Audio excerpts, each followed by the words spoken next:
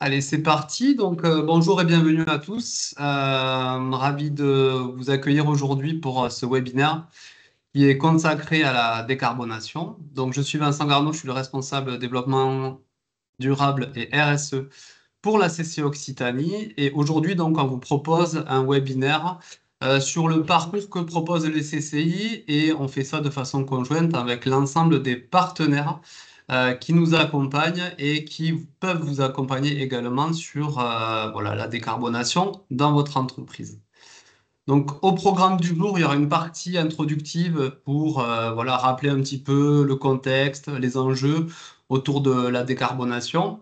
Ensuite, donc, je vous présenterai le parcours décarbonation proposé par les CCI et on fera un focus sur l'outil LISE.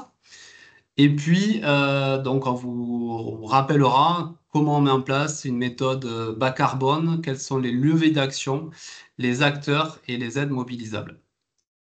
Après ces parties, donc, il y aura un temps d'échange avec vous. Donc, vous pouvez poser toutes vos questions. Donc, ce que je vous conseille, c'est de les mettre au fil de l'eau dans le chat et on pourra les reposer à nos experts en fin de webinaire. Donc, je vous souhaite un bon webinaire. Je passe tout de suite la parole du coup à Guillaume Bello de la DRETS pour la première partie. Bonjour à tous, je m'appelle Guillaume Bello, je travaille à DRETS Occitanie. Je suis adjoint chef du service économique de l'État en région et je suis référent décarbonation d'industrie pour les activités de la DRETS. Et je voulais commencer ce webinaire par vous faire entrer dans le contexte de la décarbonation pardon, et vous faire comprendre pourquoi c'est vraiment le moment de décarboner vos process industriels pour tout un tas de raisons que je vais vous exposer, notamment ici. Alors, pourquoi est-ce que c'est important de décarboner l'industrie? D'abord, pour des enjeux climatiques. C'est pas la peine d'insister sur ce point-là, mais on est dans un scénario où il faut absolument réduire, enfin, contenir la hausse de température le plus possible en dessous de 2 degrés, en vertu des accords de Paris. Et pour ça, des accords ont été passés au niveau de l'Europe avec le programme Fit for 55, qui vise à réduire les émissions de gaz à effet de serre de 55% entre 1990 et 2030, et au niveau national à travers la stratégie nationale bas carbone. Donc on est pour l'instant toujours sur la stratégie bas carbone, la SNBC 2, qui visait à réduire les émissions de 35% entre 2015 et 2030. Mais là, l'idée, avec la future NBC 3, ça va être de les réduire encore plus, de passer à une réduction de 50%. Au-delà de cet enjeu climatique, c'est aussi un enjeu économique pour les entreprises.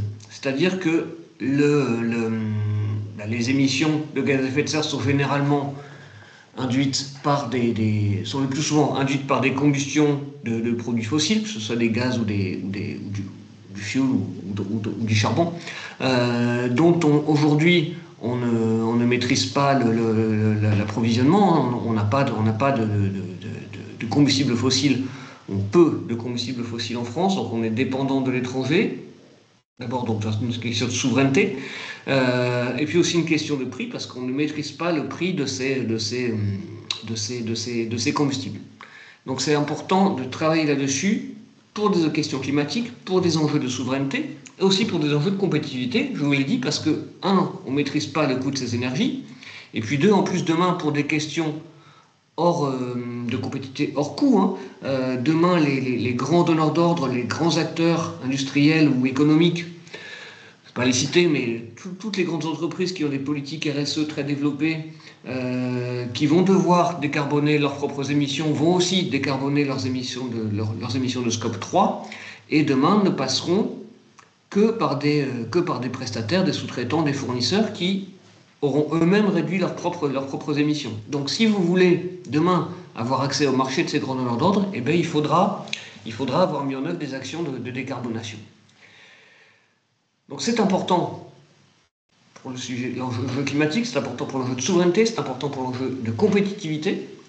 Et puis ce qui est important pour nous, c'est que l'industrie soit à la fois, et elle joue un double rôle finalement, c'est-à-dire qu'elle se décarbone, mais qu'elle soit aussi, dans un enjeu de souveraineté là aussi, fournisseuse de solutions de décarbonation pour les différents secteurs économiques ou agricoles ou de mobilité en France. Donc l'idée, c'est vraiment que vous puissiez apporter des solutions françaises pour permettre cette décarbonation.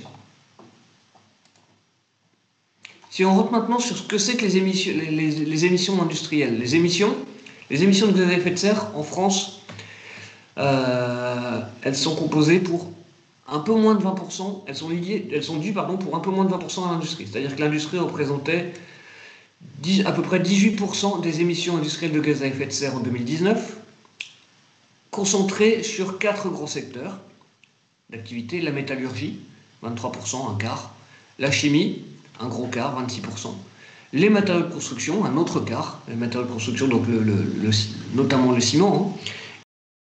Et puis l'industrie agroalimentaire pour 11%. Donc ces 4 secteurs représentent 85% des émissions industrielles nationales. Et puis, donc c'est concentré d'un point de vue thématique, mais c'est aussi concentré autour d'un certain nombre de grands sites. On le voit sur la carte à côté, hein, vous avez quelques grandes zones très émettrices. On pense évidemment à Fos-sur-Mer, on pense à Dunkerque, on pense au Havre, la zone de la bouchure de la Seine, le Havre-Rouen. On ne voit pas la présentation, est-ce que tout le monde la voit ou pas, ou est-ce que c'est que Madame Maljaye qui la voit? Bon, on aurait eu d'autres messages, je pense, mais essayez de vous on la déconnecter. voit. Ok, on la voit.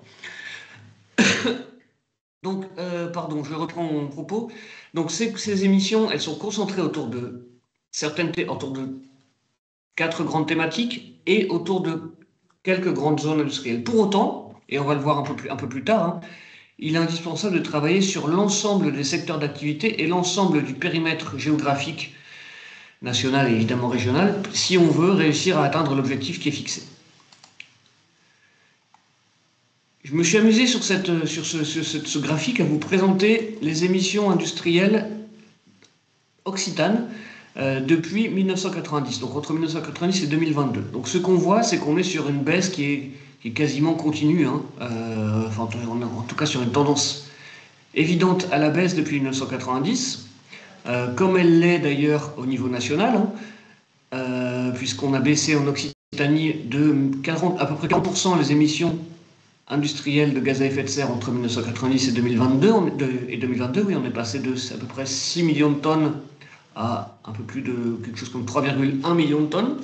Donc c'est 40% de baisse, c'est moins qu'au niveau national, mais c'est quand même très significatif. Pourquoi c'est moins qu'au niveau national? C'est sans doute parce qu'en Occitanie, on a un tissu industriel qui est certes assez énergivore, mais qui est plutôt sur des énergies moins carbonées qu'ailleurs. On n'a pas des hauts fourneaux, on n'a pas des choses comme ça qui peuvent exister dans d'autres régions qui sont très émetteurs de gaz à effet de serre.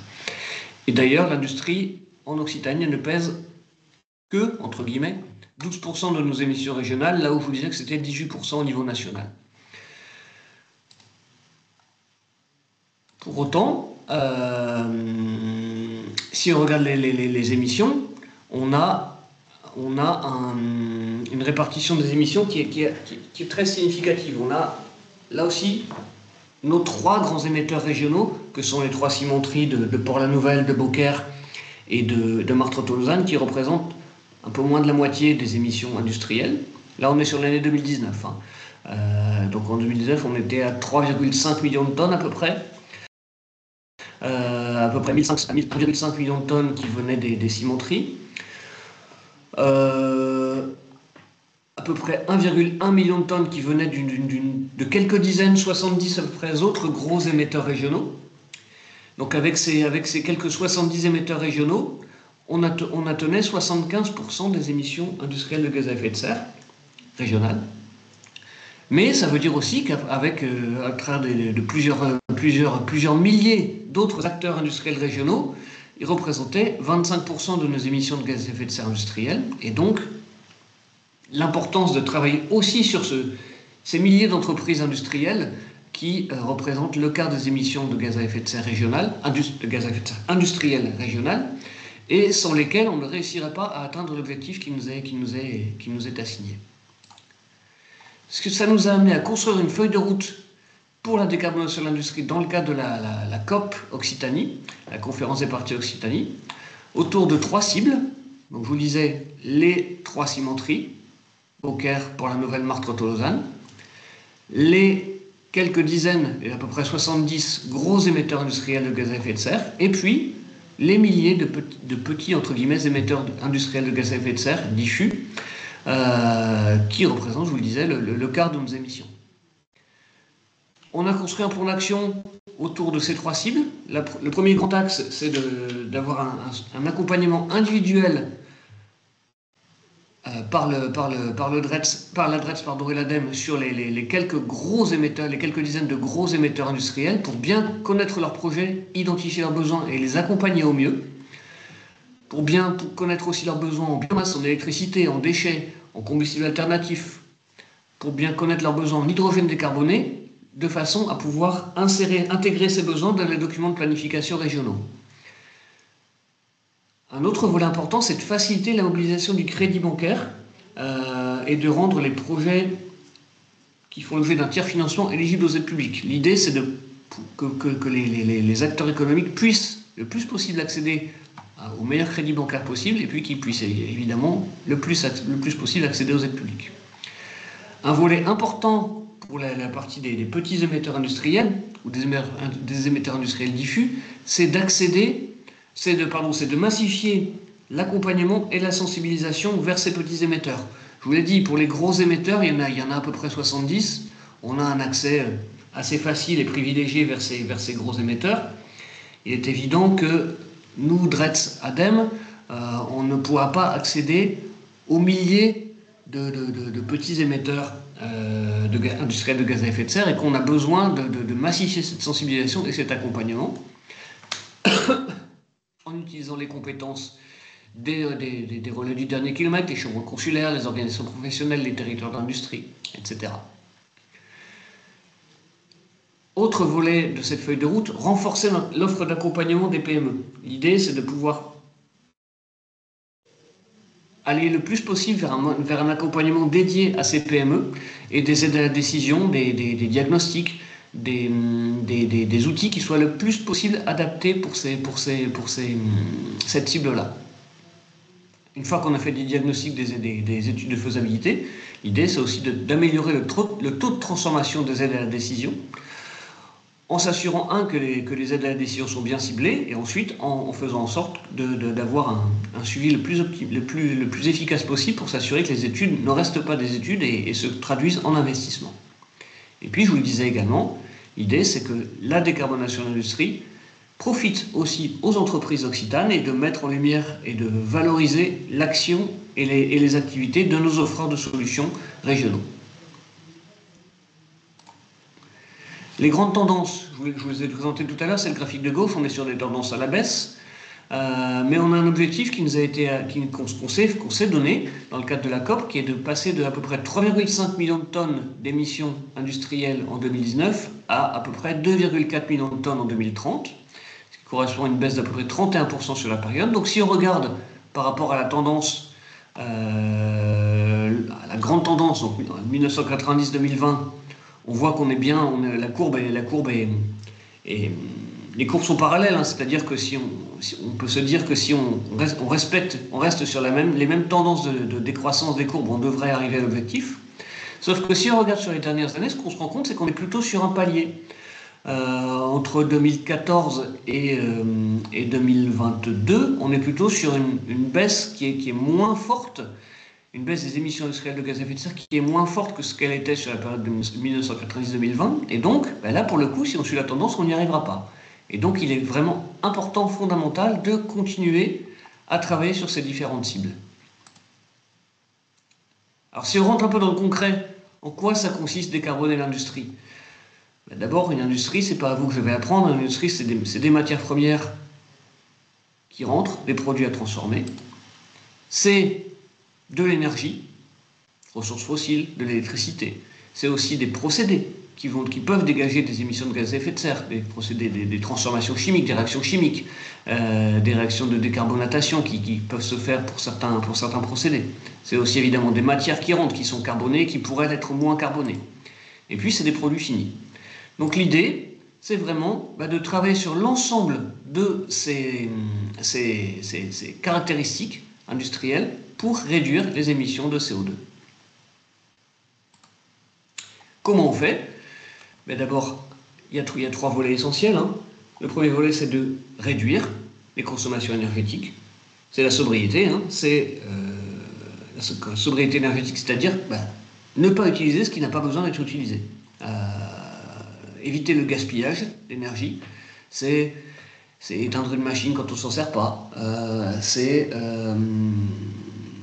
toutes ces actions qui peuvent, à moindre coût, hein, qui n'ont souvent pas de coût, qui sont sans regret et qui permettent de gagner quelques pourcents d'émissions de gaz à effet de serre, en plus de gagner quelques pourcents sur votre facture énergétique. Deuxième volet, c'est l'efficacité énergétique. Là, on est à isoproduction et l'idée, c'est de consommer moins d'énergie pour faire la même chose. Donc on récupère la chaleur fatale, on isole, les tuyaux, on fait tout ce genre d'investissements qui vont vous permettre, pour le même résultat final, de consommer moins d'énergie. Ça peut être aussi de mutualiser les besoins et les moyens dans une optique de réduction des émissions de gaz à effet de serre plus collective qu'individuelle cette fois-ci. Et puis ensuite, une fois qu'on a réduit au maximum ces consommations, l'idée c'est de changer les vecteurs énergétiques en passant soit par des énergies complètement décarbonées, hein, l'électricité, qu'elle soit renouvelable ou l'électricité du réseau. C'est de remplacer des combustibles fossiles par des combustibles non fossiles, par de la biomasse par exemple, ou par du solaire thermique. L'idée, c'est vraiment de travailler sur l'ensemble de ces vecteurs énergétiques pour faire en sorte que, à consommation à énergie équivalente, on soit sur une énergie la moins carbonée possible. Vincent, je te rends la main. Merci beaucoup, Guillaume, pour cette introduction. Du coup, moi, je vais vous proposer le parcours en fait qu'on propose au niveau des CCI. Donc, en introduction, en fait, juste vous rappeler que c'est une opération en fait pour 2025 qui est nationale. Donc, c'est une opération qui est reprise par l'ensemble des CCI au niveau territorial. Donc, elle a trois objectifs principaux. Donc, sensibiliser les entreprises à la décarbonation. Voilà, c'est ce qu'on est en train de faire aujourd'hui. On organise des webinaires, on organise des ateliers. Voilà, j'y reviendrai tout à l'heure avec le planning qu'on a, en tout cas pour l'Occitanie, sur les mois à venir.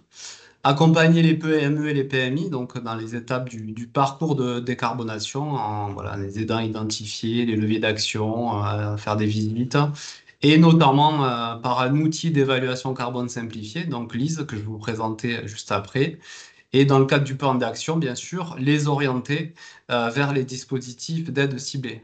Voilà, Guillaume l'a précisé tout à l'heure, c'est être en capacité de faire financer ces nouveaux équipements, trouver les crédits qui vont permettre de le faire et des fois savoir quelles aides existent.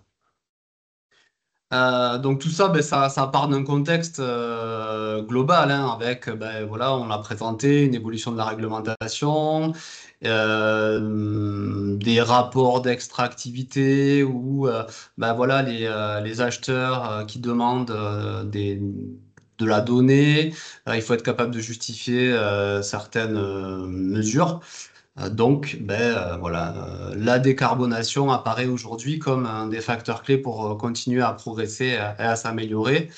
Malgré cela, les chefs d'entreprise, en fait, ils sont un peu réticents puisque 70% d'entre eux, là, sur une étude qui avait été menée au niveau national, percevaient ça un petit peu comme une prise de risque. Donc là, l'idée aujourd'hui, c'est qu'on essaie de vous rassurer, de vous montrer qu'il y a des outils qui existent, hein, qui peuvent être, ce qu'on va vous présenter aujourd'hui, l'utilise, c'est voilà, c'est une méthode qui est simplifiée. Le but, c'est de vous donner envie et au moins que vous vous lanciez dans la démarche. Voilà, c'est 15 000 entreprises à sensibiliser au niveau national et 500 accompagnements pour cette année, sachant que c'est un projet qui va voilà, être amené à perdurer. Donc ça, c'est au niveau national, en fait, on a donc la Direction générale des entreprises, l'ADEME, CCI France, BPI qui discutent. Et après, on échange aussi en local pour du coup mettre en place ben, les spécificités, notamment ben, sur la région Occitanie. Donc c'est pour ça qu'aujourd'hui, voilà, autour, j'allais dire autour de la table, mais autour des écrans, vous avez la DRET, vous avez la CCI, vous avez la région, vous avez l'ADEME. L'idée, c'est de regrouper l'ensemble des acteurs qui travaillent sur la filière pour qu'on puisse vous accompagner au maximum sur le sujet. Rapidement de vous présenter en fait d'où vient ce projet. Ben voilà, il y a des CCI qui sont toujours amenés à travailler sur des projets pilotes qui après du coup peuvent dupliquer ce qu'elles ont fait. Donc dans le cadre d'un projet européen, donc Interreg au niveau de la CCI PACA et de la CCI de Savoie, ils sont partis du constat en fait que voilà, ça avait du mal à prendre la décarbonation. Ils sont allés chercher un petit peu quels étaient les freins au niveau des entreprises. Donc, les deux principaux identifiés, c'était un manque de ressources en interne au niveau technique et aussi le temps à consacrer à ce projet. Et puis, au niveau financier, souvent, voilà, dès qu'on va chercher des outils qui sont élaborés, c'est vrai que ça a un coût, il faut passer par un bureau d'études, ainsi de suite. Donc, parti de ce constat-là, en fait, ils ont travaillé pour développer un outil carbone simplifié qui s'appelle Lisa. Ils ont fait ça dans le cadre du développement de l'outil, mais ils ont une réflexion plus globale en fait, qui est un parcours d'accompagnement. Et également, l'outil qui est hébergé sur une plateforme permet de faire de la capitalisation de données, justement pour donner des tendances par secteur d'activité, être en mesure après de voir les actions qui vont fonctionner le mieux, qu'est-ce qui est plus prôné par les chefs d'entreprise. Voilà, le but étant de faire un peu de l'analyse et qu'on ait un retour d'expérience sur ce qui se passe bien. Donc c'est un projet qui a démarré en 2024 du coup dans ces deux départements, enfin deux départements et aussi en territoire italien pour le coup, et qui du coup a été porté au niveau national. C'est pour ça qu'aujourd'hui en fait l'ensemble des CCI sont en mesure de déployer cet outil. On a fait des formations, nous, au niveau de un peu plus de 40 conseillers au mois de mars, voilà, pour l'Occitanie. Donc, tous les conseillers en CCI sont maintenant opérationnels pour vous accompagner sur le sujet. Donc maintenant qu'on a un petit peu posé le cadre, du coup, qu'est-ce que c'est cet outil déjà à qui il s'adresse? Donc en fait, déjà à toutes les entreprises qui sont volontaires de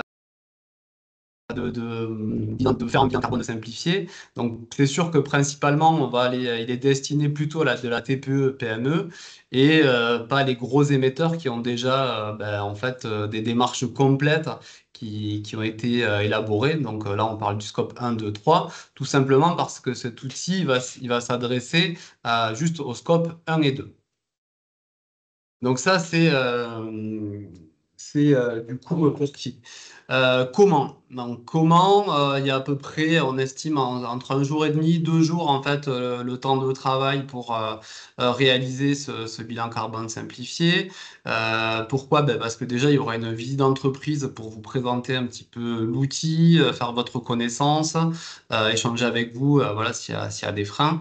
Et puis vous présenter la plateforme, donc ce que je vais faire juste après. Et puis vous donner un petit peu des clés pour aller collecter la donnée, puisque le gros du bilan carbone, au départ, au démarrage en tout cas, c'est d'aller collecter de la donnée pour estimer vos émissions. Et en suivant, donc, ça sera vous accompagner sur des propositions de levée d'action et vous orienter sur les dispositifs qui seront associés aux actions que vous voulez mettre en place.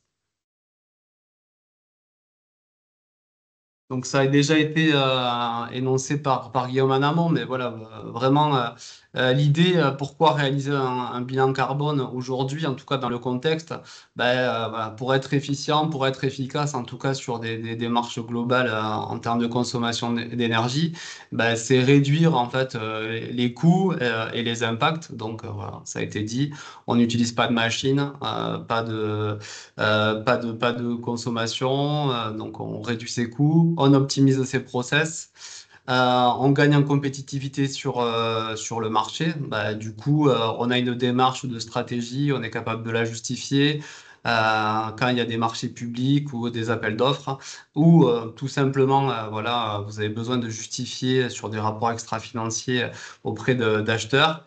Eh ben, vous avez de la donnée, vous avez engagé vos démarches, vous savez où vous en êtes. Il y a également l'attractivité et l'image de votre entreprise, hein. Voilà, aujourd'hui, il faut être, on va dire, carbone friendly ou globalement engager des transitions. Donc voilà, ça vous permet, c'est une pierre à l'édifice en tout cas dans vos démarches de transition globale sur votre entreprise. Il y a également, ça a été dit, je ne vais pas y revenir dessus, tout ce qui est réponse aux objectifs de la réglementation européenne. Voilà, ça aussi, ça fait le lien avec la démarche REPOS qui est mise en place dans notre région Occitanie. On a besoin que tout le monde, en fait, voilà, aille dans ce sens. Donc, certes, il y a les gros émetteurs, mais si vous êtes convaincu que des démarches carbone, en tout cas, peuvent vous aider. On a besoin de tout le monde pour aller atteindre ces objectifs. L'outil, en fait, voilà, il adresse uniquement les scopes 1 et 2. Donc, juste un petit rappel, gaz à effet de serre, on en a parlé, la décarbonation, donc c'est l'ensemble des actions qui permet de réduire son empreinte carbone. Donc, quand on parle empreinte carbone, en fait, on parle de gaz à effet de serre. C'est ces gaz-là qui vont générer l'empreinte carbone. Donc, ils sont listés ici. Le scope 1 et 2, en fait, c'est uniquement les activités de l'entreprise. Alors, certes, c'est un facteur assez réduit, puisque un bilan carbone, un bilan GES classique, ça adresse les trois scopes. Mais on est sur quelque chose pour vous faire rentrer dans la démarche. Et pourquoi pas, ensuite, c'est une base de départ pour évoluer. Donc, et ça, ça se mesure en fait en tonnes d'équivalent CO2. Donc, Lise, voilà, on y vient. Du coup, l'outil, donc c'est une plateforme qui est en ligne. Et Lise, en fait, c'est juste l'acronyme de à quoi il sert l'outil. Donc, il sert à limiter vos impacts et suivre vos émissions. Donc, c'est une méthodologie voilà, qui a été promue pour qu'elle soit simple. Le scope qui est adressé, voilà, c'est les scopes 1 et 2. Le but, c'est d'avoir des résultats détaillés par poste d'émission. Et ensuite, donc, de choisir vos actions en fonction de ces postes-là. Donc, vous allez prioriser, faire votre plan d'action en fonction des différents facteurs d'émission qui ont été mis en avant pour votre entreprise. Et du coup, l'idée après, c'est d'orienter vers les dispositifs. Le but étant de passer à l'action, en fait, hein, derrière, de pouvoir engager des actions et, si possible, se faire aider, que ce soit en termes de financement ou de techniques pour la mise en œuvre. Donc, l'outil, comment il fonctionne, en fait, c'est un bilan carbone simplifié, mais donc les créateurs ont quand même voulu s'inspirer de bases, en tout cas, qui tiennent la route. Donc, tout ce qui est l'outil, en fait, il a été quand même construit sur la base des normes donc ISO 14064 et également du GHG protocole. Donc, il respecte en fait la méthodologie bilan carbone qui est promue en fait et reconnue au niveau mondial. Ils sont en cours là d'accréditation avec l'AFNOR pour vraiment voilà border ces points-là et être sûr que être crédible. Donc, comment ça se passe? En fait, voilà, l'outil prend les données il prend les données d'activité de l'entreprise. Donc, ça, c'est vous qui allez les fournir. Et derrière, l'idée, c'est qu'il puisse sortir en fait des impacts carbone total en équivalent CO2 Et ça, ensuite, en fonction des données que vous allez vous rentrer, on le verra juste derrière, vous allez avoir des pourcentages d'incertitude. L'outil, en fonction des outils, de ce que vous avez rentré, ben, en fait, il va vous donner un profil des émissions de gaz à effet de serre à part les différents procédés que vous avez, sur lesquels vous avez renseigné donc, les données. Et puis ensuite, il va vous proposer des actions de réduction des émissions. C'est un outil qui est également auto-apprenant. Ça, vous ne serez pas concerné si vous travaillez uniquement pour le scope 1 et 2.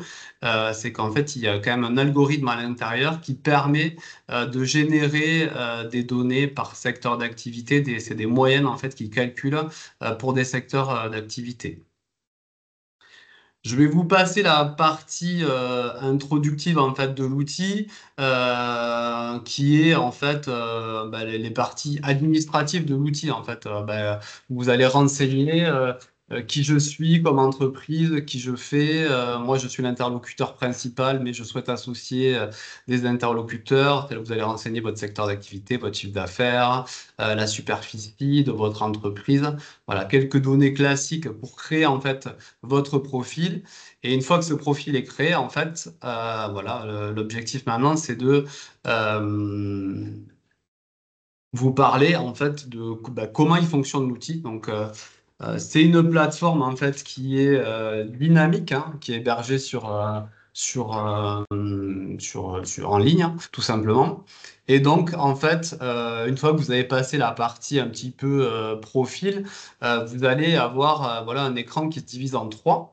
Donc, sur la partie là, de gauche, en fait, vous allez avoir les catégories d'émissions qu'il faut renseigner, voilà, qui sont classées par A, B et C.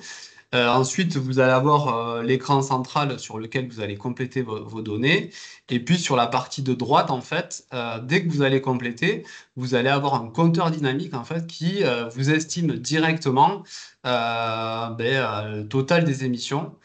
Et puis à côté, un compteur d'incertitude. Alors, je reviendrai juste après là-dessus pour vous donner des explications sur le fonctionnement.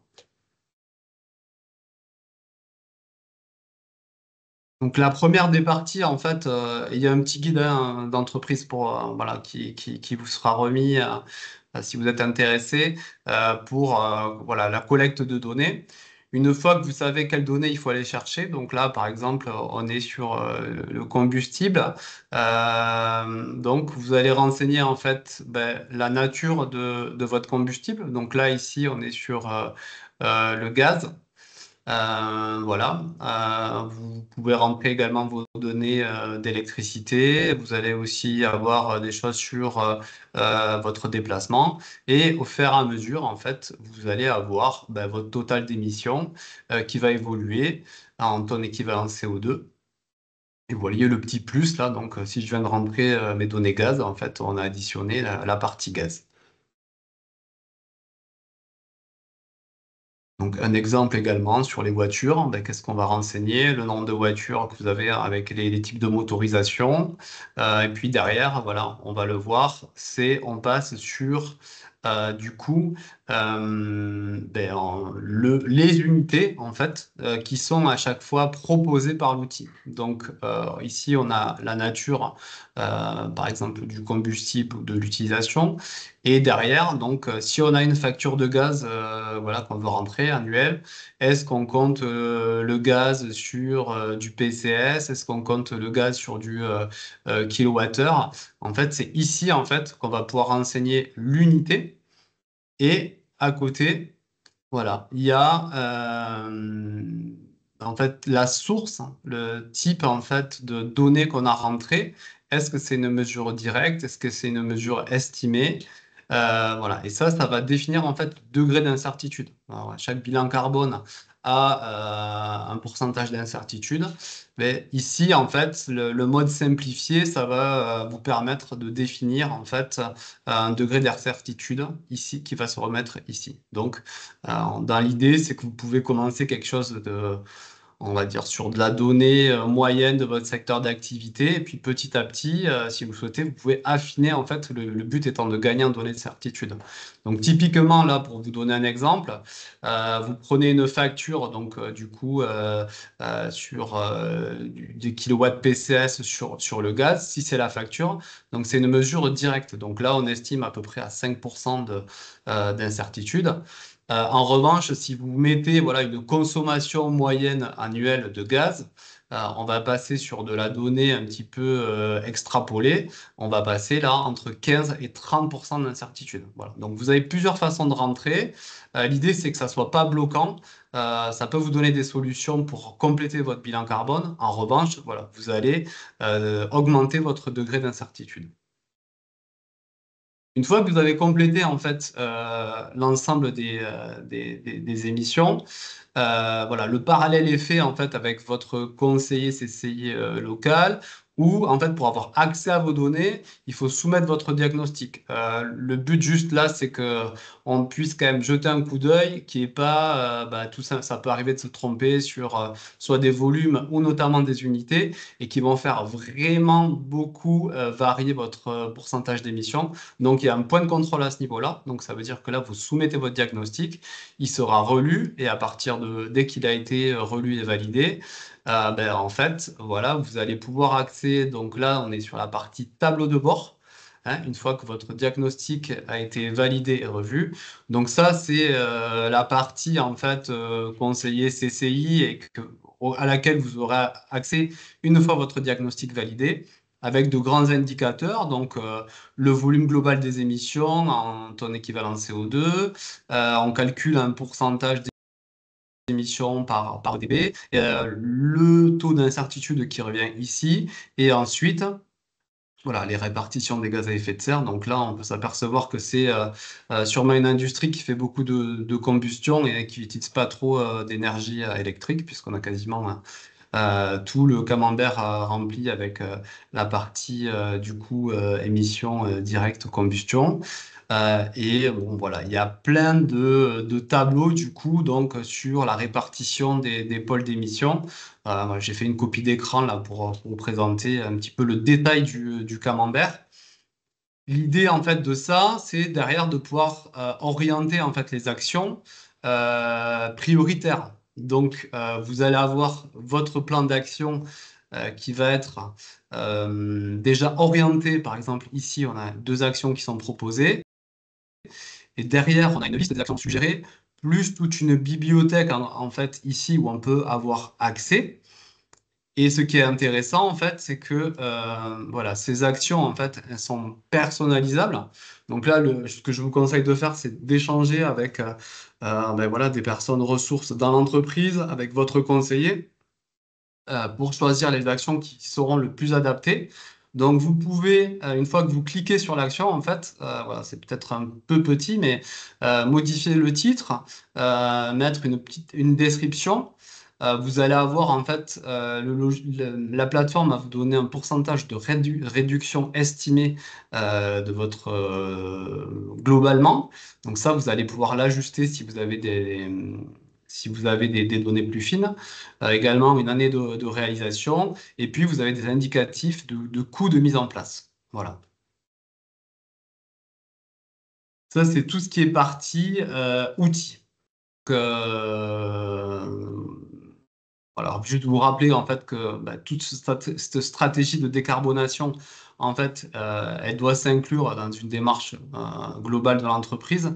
C'est-à-dire que voilà, mobiliser les forces en présence et épaulez-vous voilà, des personnes, la personne des achats, le responsable QHSE si vous l'avez, le responsable maintenance. Faites un groupe de travail pour travailler sur ce projet. On l'a vu tout à l'heure, garder le triptyque, donc réduire, éviter et compenser si jamais ça ne peut pas être évité. Et le but, c'est d'engager ensuite des actions concrètes pour réduire ces émissions. Ça, c'est la partie, voilà, vraiment bilan carbone. Je fais une parenthèse sur un projet global qu'on a avec la CCI, avec voilà, l'ensemble des partenaires, puisqu'on a une opération qui s'appelle Transition et qui est un parcours sur mesure, donc pour accompagner à l'ensemble des transitions. Donc, le bilan carbone que je viens vous présenter, simplifié, Lise, fait partie de ce parcours-là. Donc, c'est pour ça que voilà, je vous présente le parcours transition. C'est un parcours qui est à la carte avec un suivi personnalisé qui permet donc une recherche de financement dans le parcours et le suivi des résultats à 6 et à 12 mois. Et on peut adresser en fait l'ensemble des thématiques suivantes, donc la RSE, les ressources humaines, le numérique, l'énergétique, la gestion de l'eau. Voilà, c'est un parcours plus complet. Je vous invite du coup à vous rapprocher de votre conseiller CC territorial si vous avez une démarche en fait globale et que vous voulez aller un peu plus loin que uniquement le bilan carbone et que voilà, pensez que ce parcours global existe. Voilà, il y a des flash diag à l'intérieur, il y a plein de choses. Donc, contactez votre conseiller local pour plus d'informations et voir trouver avec lui la solution la plus adaptée à votre besoin. Hop, je referme la parenthèse du coup. Euh, Au départ, je vous ai parlé des actions de l'opération nationale des carbos. Donc, si vous vous rappelez, il y en avait deux. Donc, il y avait la partie accompagnement, donc que je viens de vous présenter avec l'Utilise, et la partie sensibilisation. Donc là, j'ai remis juste un petit peu les prochaines dates clés que nous avons. Donc, pour mémoire, on a fait un webinaire au mois d'avril sur ben, voilà, le parcours des carbos et le lien avec la formation ProRefi. Il y a les CCI de la Haute-Garonne, déjà du Gers, de l'Hérault, qui vous ont présenté des ateliers en présentiel. Donc, il y a ce webinaire aujourd'hui. Prochainement, donc, voilà, il y a un club décarbonation Albi pour lequel on intervient. On prévoit un prochain webinaire, voilà, le 24 juin sur la décarbonation et la mobilité électrique.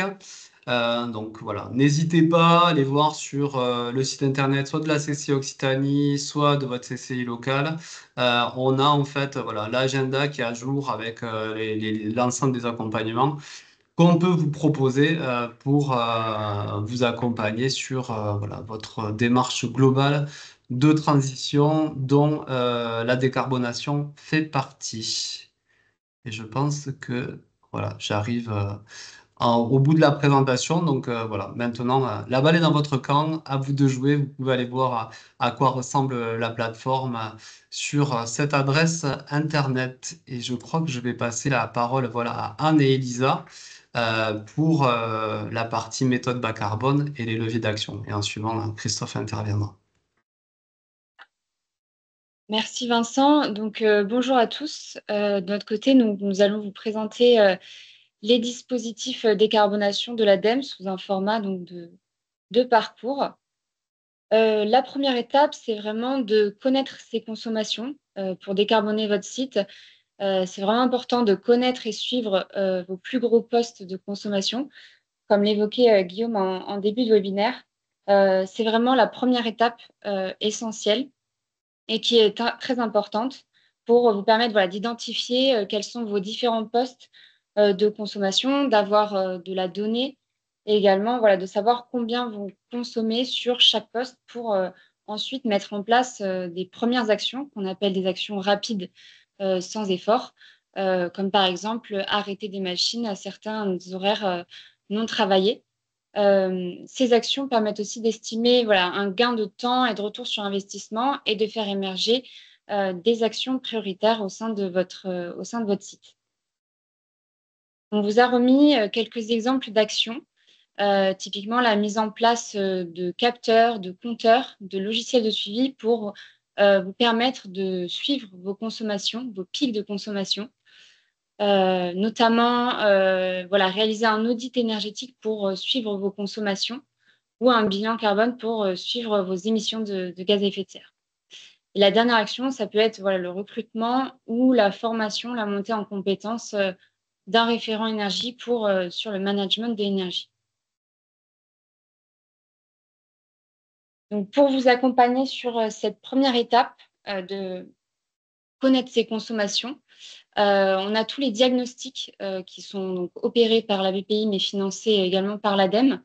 Vous allez retrouver donc le diagnostic écoflux pour travailler sur les différents flux entrants de matières, déchets et ressources en eau. Les diagnostics décarbonation, donc c'est l'équivalent d'une sorte de bilan carbone qui peut donc tout à fait faire suite au dispositif LISE que Vincent vient de présenter. Là, on est vraiment dans la réalisation d'un bilan carbone.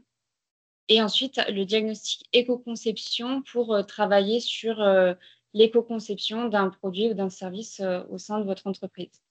Donc, à chaque fois, c'est des parcours encadrés par un prestataire qui est référencé par la BPI. C'est des diagnostics qui coûtent entre 2 000 à 7 000 euros.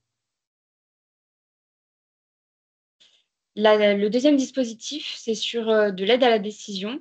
Donc là, à l'ADEME, on a une étude de faisabilité sur les projets de décarbonation. Donc, comme l'indique son nom, c'est vraiment pour travailler sur la faisabilité d'un projet de décarbonation.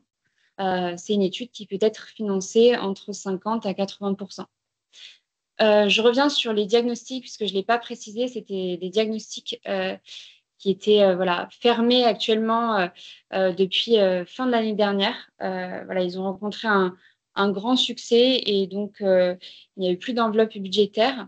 Cependant, ces diagnostics vont être repris très prochainement dans un nouveau programme C2E qui va sortir dans pas longtemps. Donc, n'hésitez pas à aller regarder le site internet de la BPI pour suivre la sortie de ces différents diagnostics. Et le troisième dispositif qu'on a, c'est également une offre de formation, de montée en compétences dans le dispositif donc Pacte Industrie, que je vais vous présenter plus en détail juste à la suite.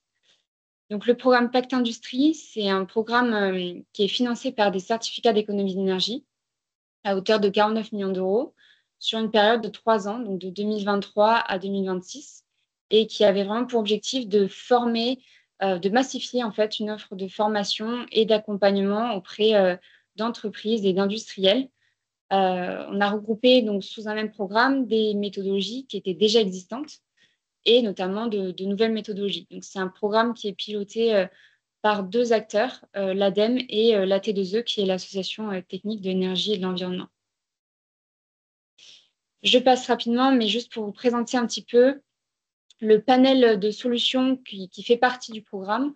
Donc, c'est vraiment à adapter selon les besoins, vos besoins en tant qu'industriel, selon vos différents niveaux de maturité, pour travailler sur la sobriété énergétique et sur la décarbonation. On a 3 volets d'action. Le premier, c'est sur le management de l'énergie. Donc là, on va retrouver la formation pro RFI, mais également une étude, l'étude d'opportunité du mix énergétique pour vraiment venir analyser les différentes solutions de décarbonation au sein de votre mix énergétique. Donc là, c'est un peu plus ciblé pour des personnes qui seraient référents énergie au sein de l'entreprise pour les aider à structurer la démarche énergétique et identifier quelles sont les actions à mettre en place. On a également une prime, la prime Pro SMN, pour la mise en place de la norme ISO 50001, qui est sur donc le management de l'énergie. Le deuxième volet, c'est plus sur de la stratégie de décarbonation. Donc là, on est vraiment sur le travail d'élaborer une stratégie de décarbonation, travailler sur ces trajectoires d'investissement. Donc là, c'est la méthodologie ACT qui est présente à l'ADEME. C'est une méthodologie ou une construction de stratégie qui vient à la suite d'un bilan carbone. Donc, on présente ça comme la suite d'un diag décarbonation. Il faut qu'en tant qu'entreprise, vous ayez suivi un bilan carbone pour vous lancer dans la méthodologie ACT de l'ADEME. Et le troisième volet, c'est le volet donc, financement sur des projets de transition.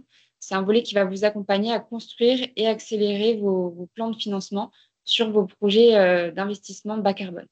Je vais le détailler un peu plus par la suite, puisque c'est la nouveauté du programme. Donc voilà, pour comprendre, c'est un programme qui propose un ensemble de formations et d'accompagnement sous format d'études. Si vous êtes intéressé, il y a également un e-learning de 2 heures qui vous présente beaucoup plus en détail les dispositifs qui font partie du programme et qui revient un petit peu sur comment initier une démarche de transition énergétique et de décarbonation.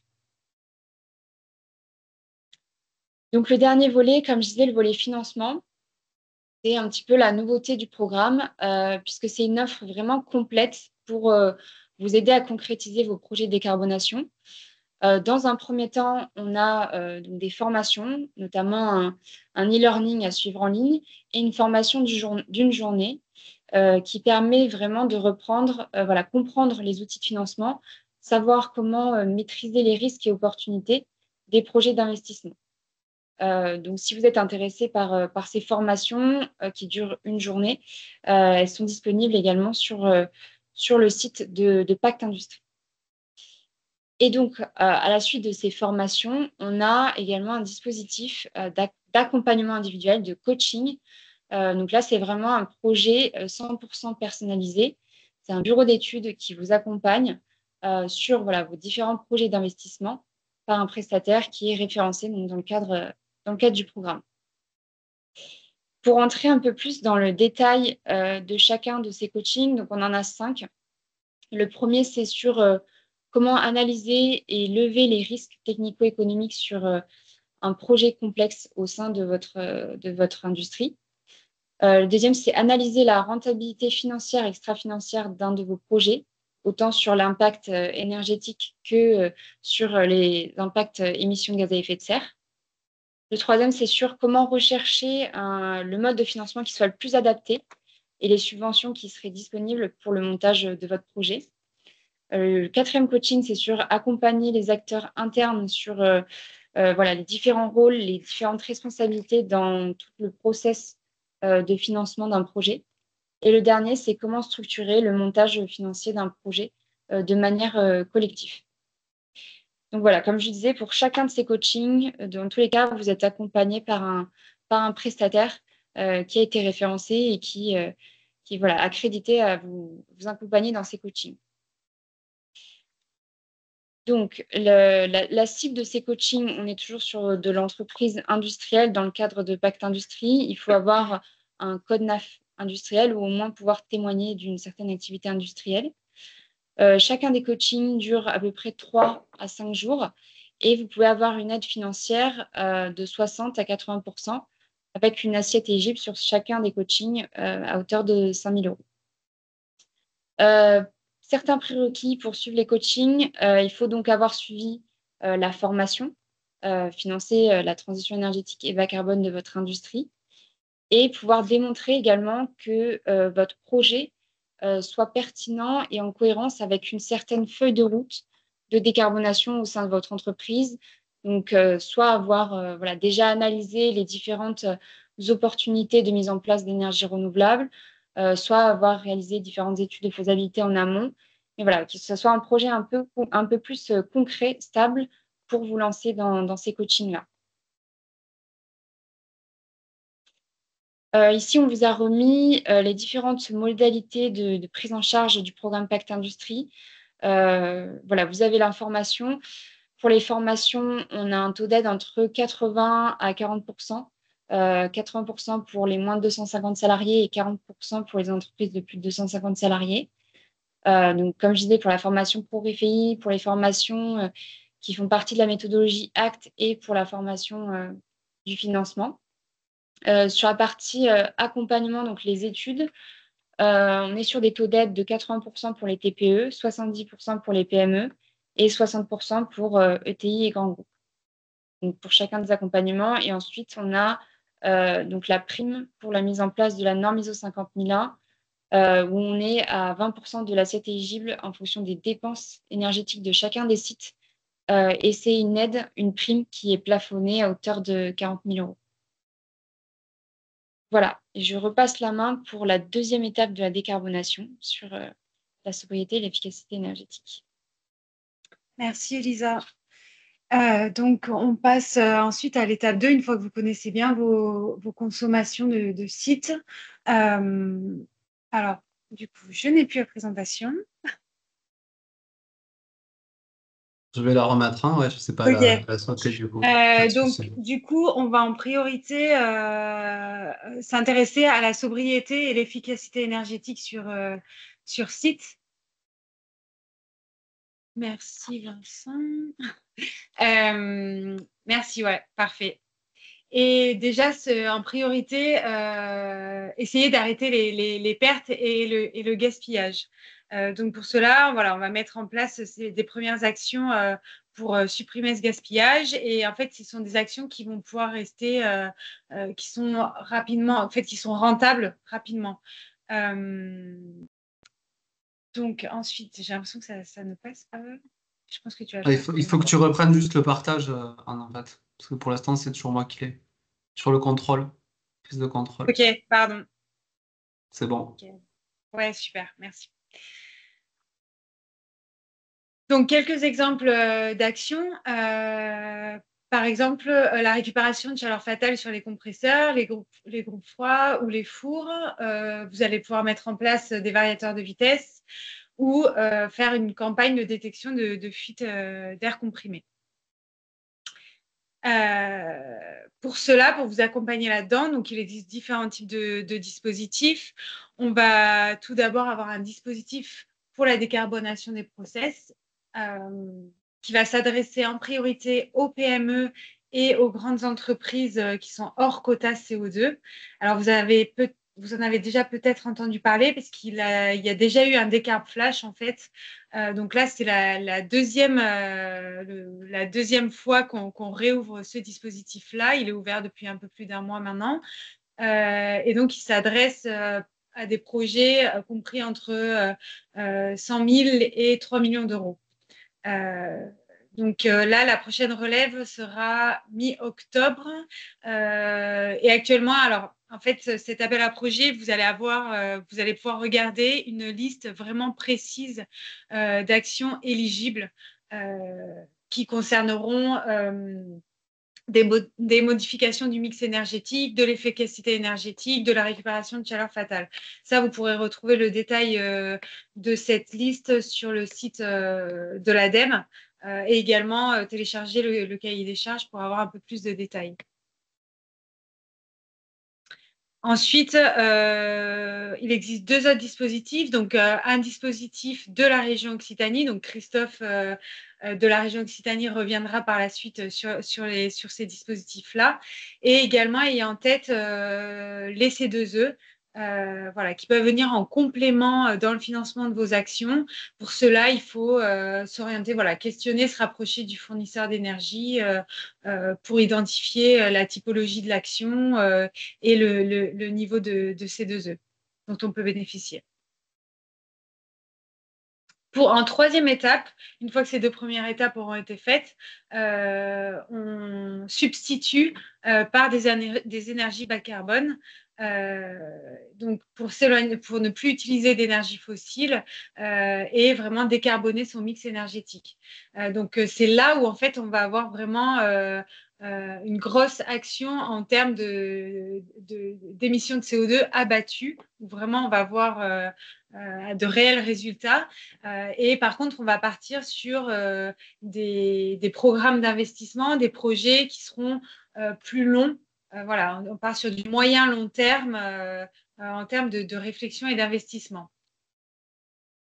Et pour cela, donc quelques exemples, ça va être le remplacement d'une chaudière gaz par une chaudière biomasse, le raccordement à un réseau de chaleur urbain ou industriel, ou la mise en place de solaire thermique ou électrique. Les dispositifs existants quand vous en êtes à cette étape-là, ça va être pour de l'électrification, on va avoir l'appel à projet Décarb Inde qui, pour le coup, là, a été clôturé il y a une semaine et qui concerne des projets d'investissement supérieurs à 3 millions d'euros.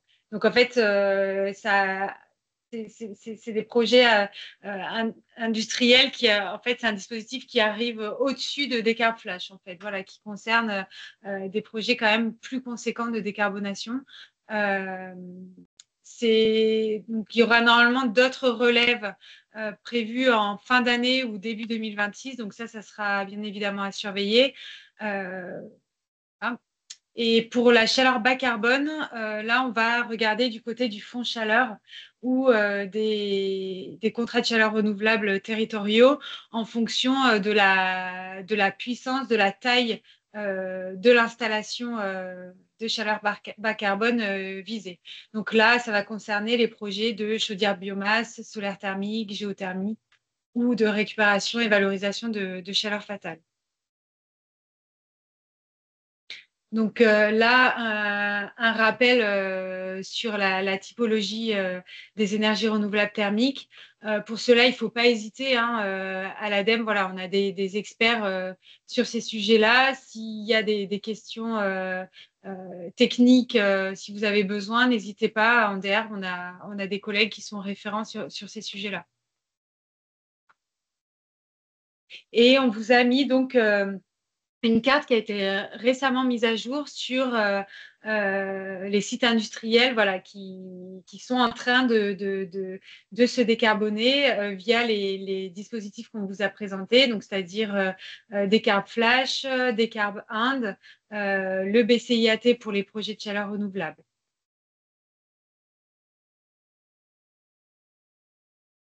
Et Christophe, je te passe le relais. Merci.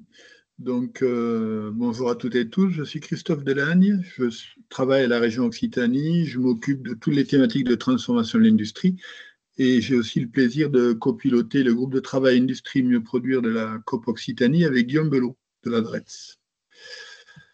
Je vais vous faire une présentation rapide, vous aurez les documents, donc vous pourrez le regarder puis la tête reposée, sur les aides mobilisables, les aides régions.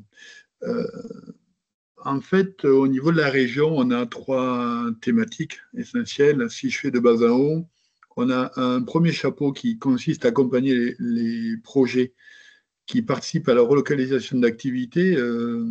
On a entendu parler déjà de réindustrialisation, donc c'est vraiment ces thématiques-là et le rayonnement des entreprises à l'international, donc de contrats type, contrat entreprise d'avenir, contrat 3S. Donc là, on est sur une thématique large. On va se rapprocher de la décarbo quand on va aller sur les projets d'innovation.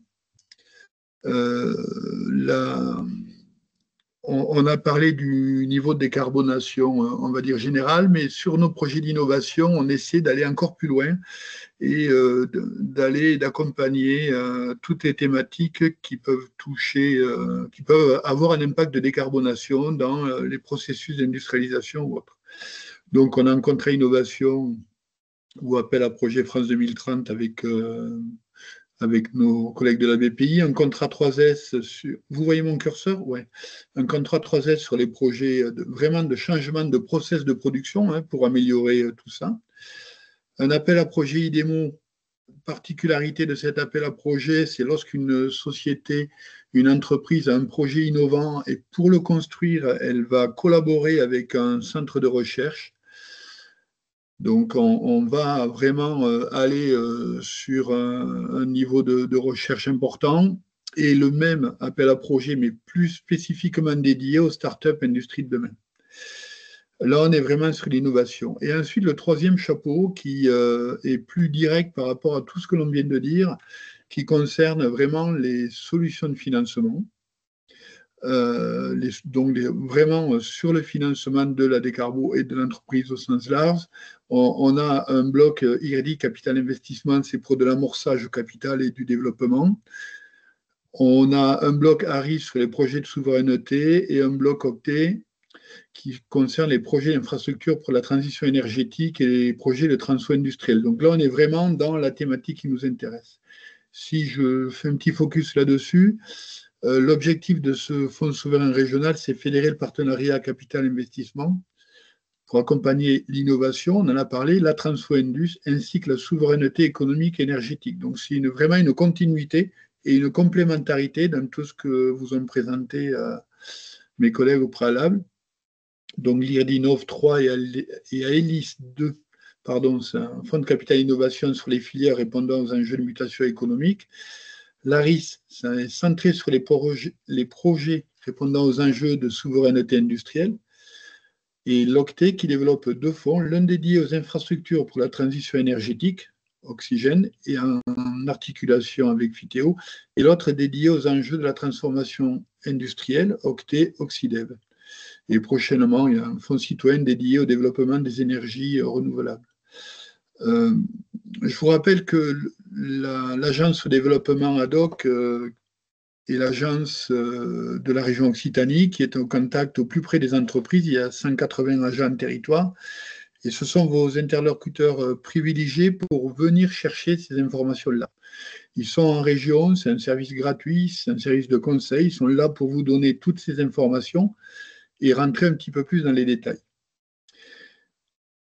Je vais terminer en vous présentant une particularité aussi dans... ouais, c'est bon. C'est la garantie Foster. Alors, la garantie Foster, c'est quoi? C'est un dispositif qui est fait en collaboration avec des acteurs financiers, c'est-à-dire des banques. Et en fait, c'est un dispositif de substitution de garantie bancaire. C'est-à-dire, pour faire large, ce dispositif, si vous êtes éligible, si vous répondez aux critères, ce dispositif assurera une garantie à hauteur de 80% du prêt que vous allez mettre en place.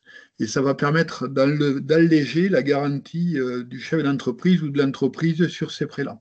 Donc, c'est un point très intéressant parce que c'est une garantie d'emprunt bancaire qui est gratuite pour l'entrepreneur, avec un taux de couverture capable de 80% et sans exigence de sûreté réelle ou personnelle. Donc, on sait très bien que les entreprises, lorsqu'on est obligé de lancer des investissements de cette taille, avoir un allègement sur la garantie du chef d'entreprise de l'entreprise, c'est quand même quelque chose de non négligeable. Ces prêts touchent toutes les PME et toutes les TPE et PME et entreprises d'Occitanie, et notamment aussi celles agricoles et forestières. Donc on est aussi dans des thématiques et des domaines d'activité qui sont toujours délicats économiquement et dont on connaît les difficultés au quotidien. Si je vais sur la slide suivante, et donc vous l'aurez dans la présentation, vous allez recevoir, les partenaires financiers sont la Banque Populaire du Sud, la Banque Populaire Occitanie, la Caisse d'épargne Languedoc-Roussillon, Caisse d'épargne Midi-Pyrénées, le Crédit Coopératif et le Crédit Agricole, avec toutes ces agences. Donc vous avez toutes les agences et les adresses mail. Particularité de cette garantie, vous la demandez aux organismes bancaires qui, eux, montent le dossier et nous le font valider. Donc vous n'avez pas un doublement de l'administratif à réaliser pour l'obtenir. Voilà, on a essayé d'aller sur quelque chose du plus simple possible. Donc voilà, vous pouvez contacter tous les agents ad hoc en région qui sont au plus près de chez vous et qui vous permettront d'avoir accès à des infos encore plus complètes et qui seront là aussi pour vous aider à appréhender ces outils-là et à faire en sorte qu'ils puissent vous aider. Voilà, Vincent, j'en ai terminé.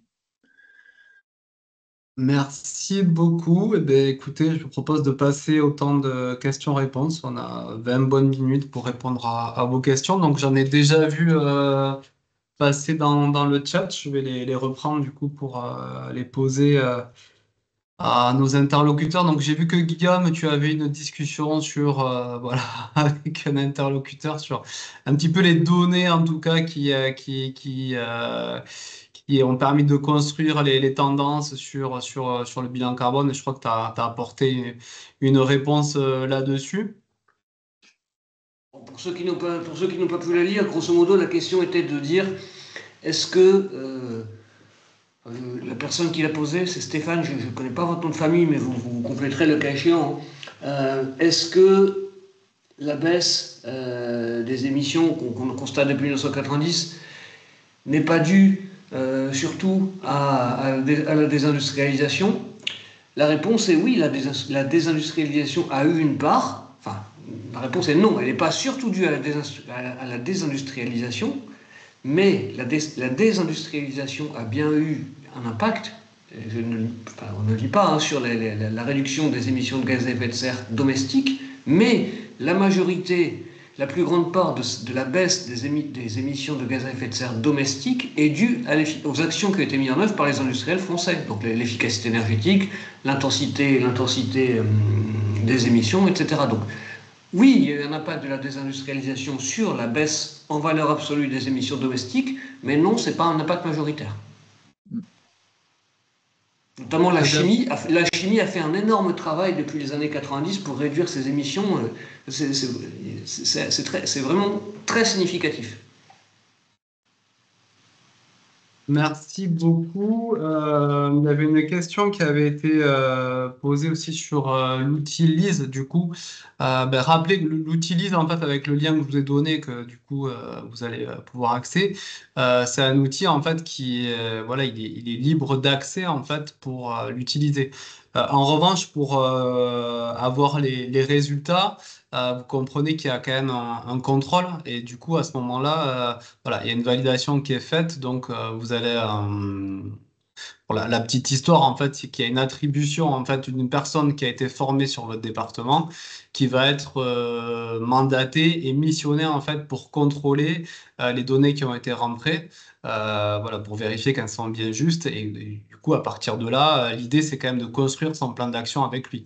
Il va vous accompagner, en fait, pour prioriser les actions parce que lui, en fait, du moment qu'il va valider, en fait, les données des missions que vous avez rentrées, il aura, comme vous, la vision globale des émissions par grand type d'émissions sur votre entreprise. Donc voilà, c'est l'outil libre d'accès. En revanche, voilà, pour avoir accès aux résultats, ça veut dire que préalablement, vous avez mis votre entreprise, créé votre compte sur la plateforme et du coup, qu'un conseiller aura validé vos résultats. Je continue parce qu'il y avait une question un petit peu sur le lien entre les outils bilan carbone classique, bilan GES et le lien avec l'outil LISE. Donc, je ne l'ai pas précisé pour pas non plus brouiller trop les esprits, mais sur la slide d'introduction, en fait, et la genèse du projet, l'outil LISE, il a été construit pour évoluer. Donc aujourd'hui, en fait, en 2025, 99% des CCI peuvent vous proposer un accompagnement sur un scope 1 et 2, mais l'outil il est déjà fonctionnel en mode simplifié sur un scope 1, 2 et 3. Et nos collègues, du coup, qui ont lancé le projet en Savoie et en région PACA, je ne sais pas si je ne l'ai pas présenté, mais il y avait 4 secteurs d'activité prioritaires, puisque c'est un tissu industriel qui est représentatif chez eux. Donc, on a l'industrie de la montagne, la mécatronique, l'industrie de la parfumerie et également l'agroalimentaire. Donc, l'outil est déjà fonctionnel sur un scope 3. Voilà, donc, autre point de précision, l'outil, en fait, la base de données qu'il utilise, c'est les outils en fait, de référence nationale. Donc, c'est la base empreinte et c'est la base de la méthodologie bilan carbone. Donc, les facteurs d'émission qui sont utilisés par l'outil, c'est les mêmes que voilà, la base bilan carbone. Donc, les résultats seront cohérents. Le lien avec du coup le DIAC BPI, c'est que le DIAC BPI, c'est un vrai bilan carbone. C'est selon la méthodologie classique connue et reconnue bilan carbone. Mais du coup, qui est plus long et qui nécessite un accompagnement spécifique. Voilà, vous pouvez compléter peut-être à niveau ADEME là-dessus, mais en tout cas, voilà, l'outil simplifié utilise les mêmes bases d'émission, mais il va prendre moins de facteurs en jeu. C'est son objectif, c'est que c'est une démarche plus simple pour permettre l'accès au plus grand nombre sur une démarche, voilà, toujours pareil, de démarrage.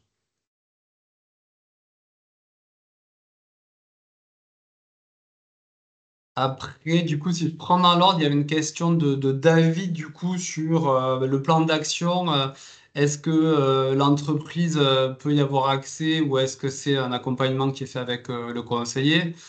L'entreprise, elle va avoir un plan d'accès, mais pardon, elle va avoir un accès au plan d'action.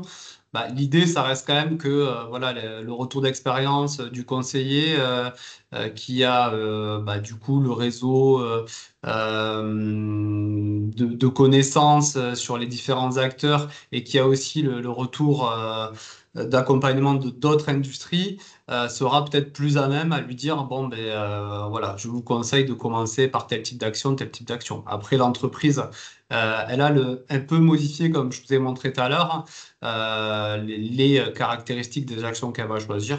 Voilà. Libre à elle en tout cas, mais toujours pareil, l'accompagnement du coup des conseillers en tout cas sur le volet décarbonation, je ne l'ai pas précisé, peut-être j'attends une question là-dessus, c'est pris en compte, hein, c'est-à-dire, c'est dans le cadre d'une opération nationale, donc financée en fait par la taxe que les entreprises payent pour le fonctionnement des chambres de commerce, donc voilà, il y a pas, il y a pas de reste à charge pour l'entreprise sur cet accompagnement simplifié bilan carbone LISA. Et je crois qu'il y avait une dernière question, mais voilà, j'ai répondu. Donc LISA, oui, peut s'intégrer, le bilan carbone peut s'intégrer dans le volet global transition que nous proposons. Voilà. Avant de répondre, et je vais lire en même temps, est-ce qu'il y a est-ce qu'il y a eu d'autres questions? Donc, Lise intègre le scope 3 dans le futur. Alors oui, et d'ores et déjà, comme je l'ai dit, voilà, sur les quatre secteurs d'activité. Donc, dès 2026, je m'avance un petit peu, mais bon, on a quelques certitudes au niveau de CCI France que ce volet-là, en tout cas, va s'inscrire sur une opération collective de plus long terme. Donc, je pense que dès 2026, on va monter tous en compétence pour proposer au niveau national du scope 3. Peut-être il y avait une question sur les aides possibles pour la mise en place de chauffage par pompe à chaleur. Alors, je pense il faut préciser, est-ce que c'est de la mise en place ou du remplacement de matériel existant? Parce que ça peut avoir son influence sur les aides qu'on peut vous proposer. Donc, je vois Stéphane, là, si vous peut-être précisez ça. Oui, et si c'est sur du process ou du chauffage de bâtiment également. Ok, voilà. Donc, c'est un remplacement qui vient du coup... process ou chauffage de bâtiment. En effet, parce que je sais qu'il y a quelques C2E, notamment qui existent là-dessus. Alors, chauffage de bâtiment actuel par radiant gaz. Donc, remplacer du chauffage de bâtiment par du coup des pompes à chaleur. Vincent, en fait, tu as déjà fait une grande partie de la réponse. Ah, Où, pardon. là, non, mais c'est très bien. En effet, là, dans votre cas, déjà, l'idéal serait de faire un point avec votre fournisseur d'énergie, voilà, pour en effet regarder au niveau des C2E ce qui est possible de faire. Donc, je sais qu'il y a quelques fiches. Mais je ne l'ai pas précisé, je pense là, les conseils CCI également, on a un simulateur à C2E. Donc on peut vous accompagner. Bon, mais après, c'est des choses que vous allez retrouver en tapant sur Internet, mais on a ça aussi en marque page blanche chez nous. Voilà, ça permet de vérifier les conditions d'éligibilité. Puis on peut même en fait simuler un potentiel d'aide en fonction du prix du cours des C2E. Voilà, et après, ben, vous êtes libre de décider si vous le mettez sur le marché et du coup, les obligés, en fait, vous feront des propositions de tarifs ajustés à leur prix. Mais on a également ça et j'en profite également pour présenter les accompagnements qu'on fait, puisqu'il y a également des conseillers chaleur renouvelables qui sont présents voilà, dans nos effectifs. Et notamment, je sais que la CCI du Garana et elle propose prochainement, je ne fais pas d'erreur sur la date puisqu'elle a changé, je crois que c'est le 16 juin prochain. Donc voilà, un atelier spécifique sur cette mission-là et l'accompagnement qu'ils ont sur les énergies renouvelables également, dans le cadre de nos actions de sensibilisation. Oui, je vous communique. Ah ben voilà, merci. Il y a mes collègues, je vois, qui sont réactifs. Voilà, elle vous a transmis le nom de la page blanche qu'on utilise pour les simulations. Est-ce qu'il y a d'autres questions? Désolé, j'ai peut-être perdu un moment le fil d'actu, donc voilà, n'hésitez pas à republier votre question si on n'y a pas répondu. Vincent, je me permets, il y avait une question sur le bilan carbone. Est-ce que c'est un prérequis pour Pacte Industrie? Ah oui, voilà, Euh, exact. Ben, je te laisse répondre du coup. donc, effectivement, le bilan carbone, c'est un prérequis pour la partie stratégie de décarbonation, donc la méthodologie ACT qui fait partie du bilan carbone.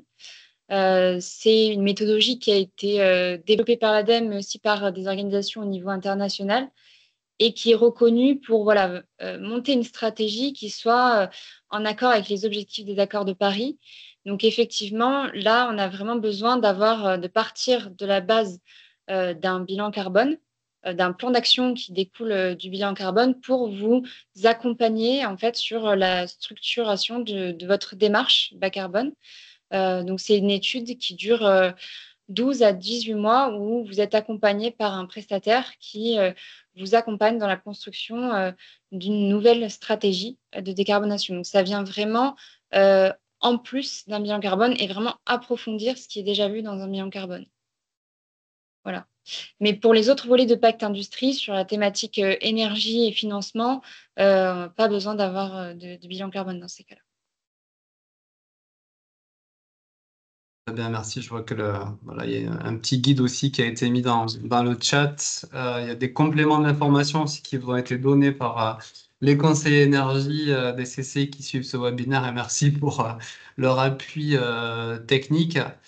Il y a une question qui concerne le dialyse. Voilà, Cédric, c'est pas à ma main, désolé. Donc, je pense qu'il faut se rapprocher de CCI France pour voilà, cette stratégie-là. Vous pouvez revenir vers moi si vous le souhaitez. Je vous donnerai le contact national si vous voulez poser votre question directement.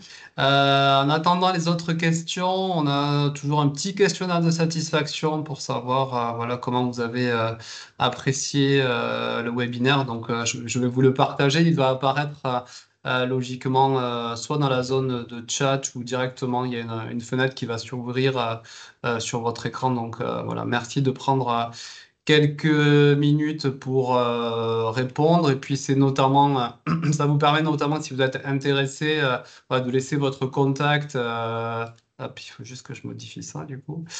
Voilà, je repartage. De laisser votre contact pour être recontacté par le conseiller local. Alors, est-ce qu'il y a d'autres, du coup, questions qui sont arrivées, puisque j'ai basculé de fenêtre. J'en vois. S'il y a une question de Bastien Tauzier sur le fait de savoir si l'IS fonctionne ne fonctionne qu'en France ou s'il fonctionne ailleurs, avec les coefficients d'émission des autres pays. Ah, bonne question. Je vais pas dire de bêtises. Alors, ce qui est sûr, c'est qu'il fonctionne en Italie, puisque le projet Interreg a été développé conjointement avec les deux pays. Donc, voilà. Donc après, je vous l'ai dit, les bases, en fait, pour les facteurs d'émission, c'est calqué sur la base empreinte et la base bilan carbone ADEME. Voilà. Ben, écoutez, je vais poser la question. Si vous avez, en tout cas, peut-être des pays cibles, précisez-le. Voilà. Et je poserai la question, du coup, à ceux qui gèrent le logiciel et on vous fera un retour là-dessus. Voilà, je ne vais pas vous dire de bêtises. Ça fonctionne en italien, en tout cas, ça c'est sûr. Ok, merci Guillaume pour le coup de main. L'Italie, justement, ainsi que l'Allemagne. Bon, ok. Donc l'Italie, c'est bon et on posera la question pour l'Allemagne. Très bien. Il est 15h27. Voilà, on a 3 minutes encore, si vous le souhaitez, pour répondre à vos questions, du coup. Sachant que le support vous sera envoyé, et, voilà, vous aurez on mettra les contacts des personnes qui ont participé. Donc, s'il y a des questions, vous pourrez revenir vers nous avec plaisir.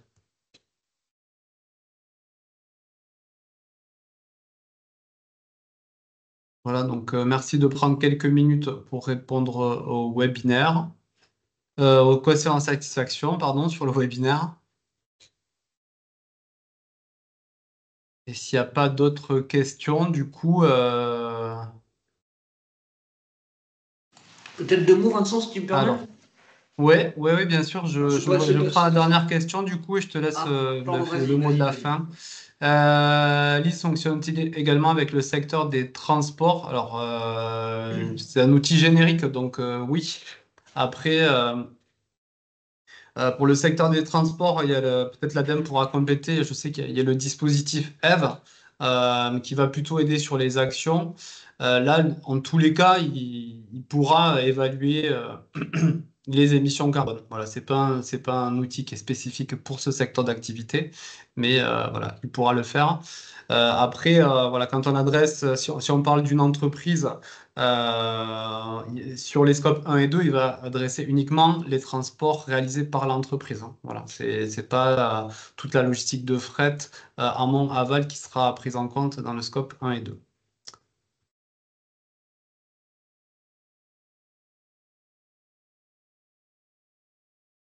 Guillaume, je te laisse le mot de la fin si tu veux. Non, je ne vais pas faire moi le mot de la fin, mais juste te remercier et remercier la CCI Occitanie d'avoir organisé cet événement. Moi, je voulais vous dire que on est dans une dynamique qui est structurée aujourd'hui par les travaux de la COP, par l'opération nationale décarbonation de la CCI qui est déclinée aux régions pour laquelle on a mis en place un comité de pilotage régional. Donc on est dans une démarche qui est structurée aujourd'hui avec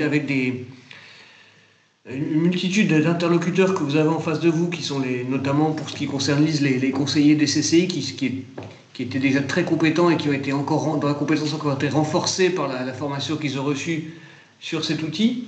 Donc moi je voulais vous dire, saisissez-vous de tout ça. Les financements aujourd'hui sont disponibles.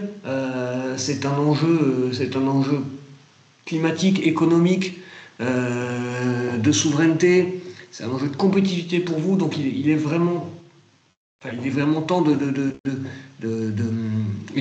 de vous en saisir. Et nous, on est là pour vous y accompagner, que ce soit nous côté ADEME, côté DRETS, côté Conseil régional, côté ADOC, côté CCI. Vous avez tout un lot d'interlocuteurs qui sont motivés, qui sont là pour répondre à vos questions. Donc voilà, saisissez-vous de ce sujet, on sera là pour vous aider. Très bien, merci. Ben, écoutez, moi, juste remercier l'ensemble des intervenants qui ont participé à la préparation de ce webinaire. Merci à vous et merci également à votre présence, voilà, de nous avoir prêté audience aujourd'hui en espérant qu'on ait répondu à vos questions. Et surtout, ben, voilà, n'hésitez pas, on est un pool d'acteurs à pouvoir vous accompagner. Donc, n'hésitez pas à revenir vers nous si vous avez des questions. Voilà, je vous souhaite une bonne fin de journée et à très bientôt. Merci. Au revoir. Merci. Au revoir, bon après-midi.